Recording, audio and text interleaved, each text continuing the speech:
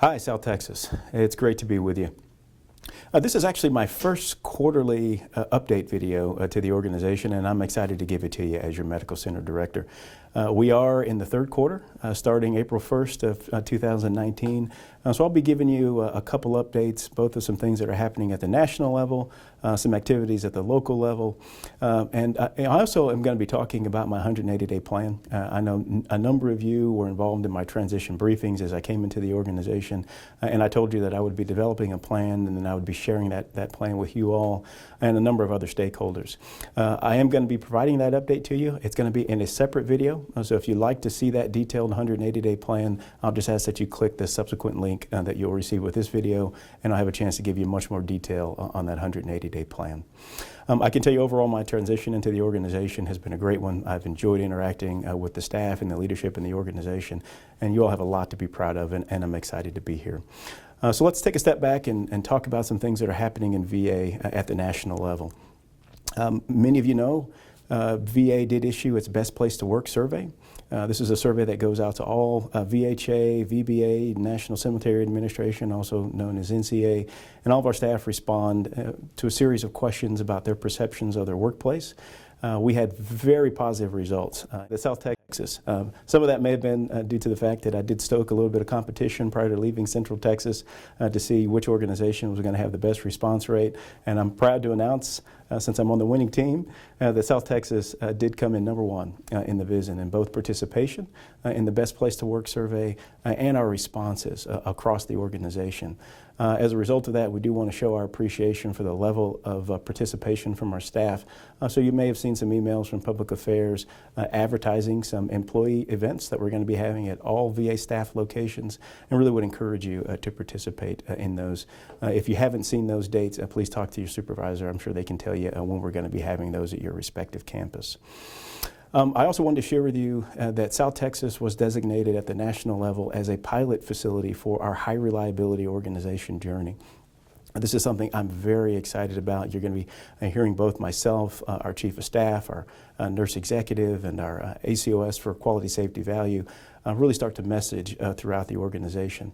In a nutshell, high reliability isn't anything new, but it is a refocus of our culture and focusing more on patient safety and ensuring that we have a just culture in the organization, and letting you know that me, as well as other leaders in the organization, are going to start focusing more on what happens, not who made a mistake. Because as we all know, this is healthcare. It's very complicated. Mistakes are made. And we need to be comfortable as an organization addressing those issues and looking at the process first and not focusing on the individuals involved. So I'm really excited about it. You're going to hear more of that messaging. We were one of 18 facilities nationwide that were designated as a pilot site for the high reliability journey. And in the month that I've been here with you, I really have a good understanding as to why I think South Texas was chosen as one of the pilots. We really do have a culture here of staff speaking up. You have not hesitated to engage me as I walked through the organization. We had great discussions during my transition briefing, so it really gave me a good feel for the organizational culture and why we were given that designation. So a lot to be proud of there. I also want to share with you some upcoming changes that I'm sure you've heard some about related to the Mission Act. So we are getting closer to the June 6th planned implementation of the changes that were indicated in the Mission Act. One thing I think is important for staff to know is that the Mission Act is a large piece of legislation that covers many aspects of not just how VA provides care, but it also covers things like how we recruit staff, what our resources are to retain employees. So there's a lot there. Most of what we've talked about at the facility level are the changes that are coming in our patient care or community care programs. So I'll touch on those briefly just to be certain everyone has a basic level of understanding of the changes that are coming. First, at the moment in our purchase care programs, VA has allowed veterans to receive care in the community if we're unable to provide that care in the next 30 days. That provision is changing and is really being replaced with two different provisions. One is the raw wait time provision, which is what we just talked about, the 30-day parameter, but the other one's going to be talking about distance and or drive time. So we'll go into a little bit more detail under each of those. So right now, for every subspecialty, the expectation is that VA can provide care within 30 days of the clinically indicated date. Under the Mission Act, which again the provisions go into effect June 6th, those wait time parameters are going to be a little bit more specific by clinical area. And we really have 3 clinical areas that have been defined under the Mission Act. Those are primary care, mental health, and then everything else is bundled under specialty care. So for primary care and mental health, instead of 30 days for VA to see new patients and established patients, that's going to 20 days. And for specialty care, which would cover the other categories of care, that's going to 28 days. So from 38 down to 28 days for those respective categories of care. I can tell you as a healthcare system, we've done a lot of planning to ensure that we've got a good geographic footprint and can absorb patients within those more restrictive wait time parameters. And I feel pretty confident that South Texas is positioned well to adjust to those changes. But there's another category that I talked to you about, which is about distance. So under the Mission Act, VA is also including a drive time parameter. So while VA may be able to see a veteran within 20 days for, let's say, primary care and mental health, that veteran also has to be able to commute to that care within 30 minutes. And if the distance is more than 30 minutes for a patient from their residence to a VA facility that can provide primary care or mental health, then the veteran will have the choice to have that care provided in the community. And for specialty care, the drive time parameter is 60 minutes. So a little bit more of a distance that VA is allowing, but 60 minutes is the parameter. So those are really the major changes that are coming under Mission Act that I think is important for everyone to understand now. There's some other provisions. We'll spend more time with our purchase care department and a couple of the clinical services working through each of those provisions. But those are the 2 that I really think you need to know. And we'll have some staff-specific education rolling out here pretty soon that all employees are going to be required to take to ensure that across the organization we have a good basic working knowledge of the Mission Act.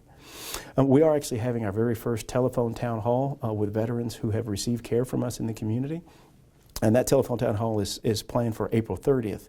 And so we'll have an opportunity to call thousands of veterans, and they'll have the opportunity to interact with us live and answer questions that they may have about the changes that are coming under the Mission Act. The last item I'll share with you really at the national level has to do with what VA are calling market area health system optimization assessments. That's a mouthful.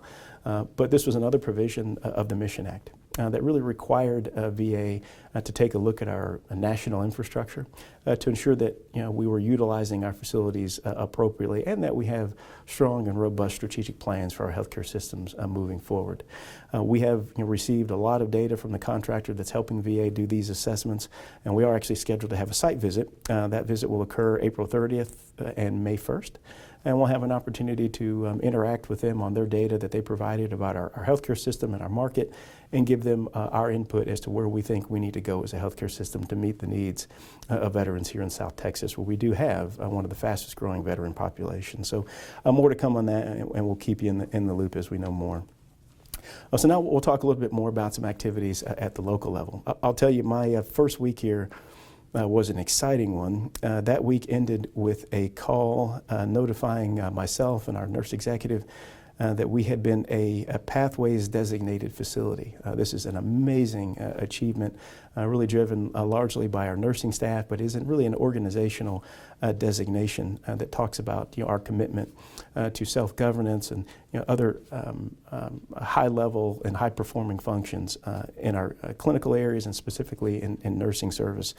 So kudos to those staff. I know we had a very good celebration with the employees here and look forward to their continued success and us moving that Pathways designation to the other campuses in the South Texas Veterans Healthcare System, as the current designation was specific to Audie Murphy.